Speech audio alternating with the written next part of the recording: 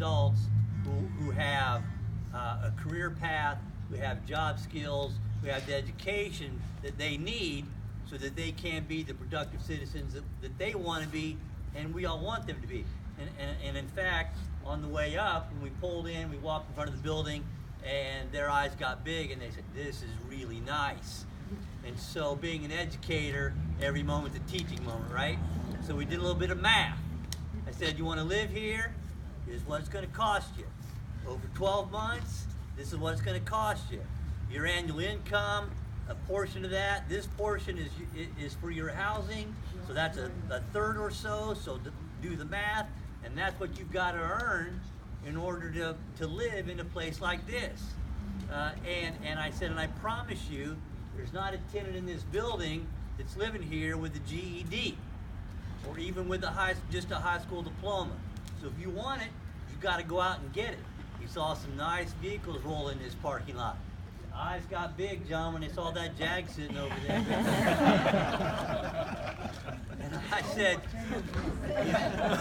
you don't just wake up one day and there it is. You got to grind after it.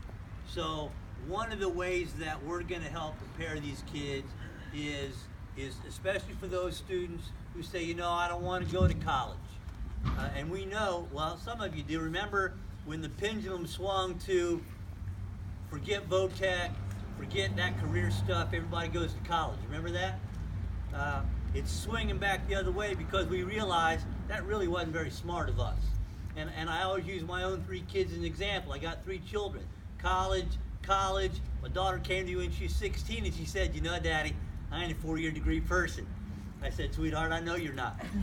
But you got to have skills because you can't live in my basement the rest of your life.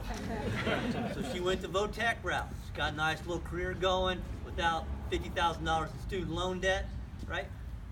College is not for everybody. If you want to go, wonderful. But for those who don't, we at De La Salle, it's our commitment, it's our obligation to make sure those kids are ready to go. So how do we do that? Well, for example, one of the reasons we're here today, we've launched our construction program this year. Guys, do this. Put your hands and fingers up. 10 still. Yeah, that's progress right here. First time, I'm an old risk management guy. First time I heard those power saws going, I went, oh my God. We have a culinary arts program, Lights Out Successful. We have a computer applications course that will morph into a business career ed program. We expect it to be Lights Out Successful. We're working with the Mid-America Regional Council to help me figure out what's next. Because what I know is if I ask each of you what the next career ed program ought to be, you're going to give me a different answer and they're all going to be brilliant. Well, for our students, I've got to be intentional.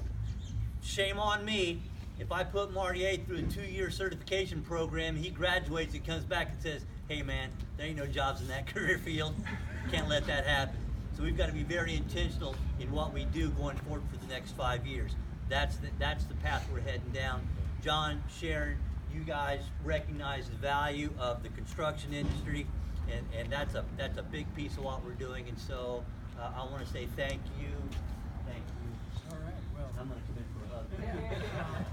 great job.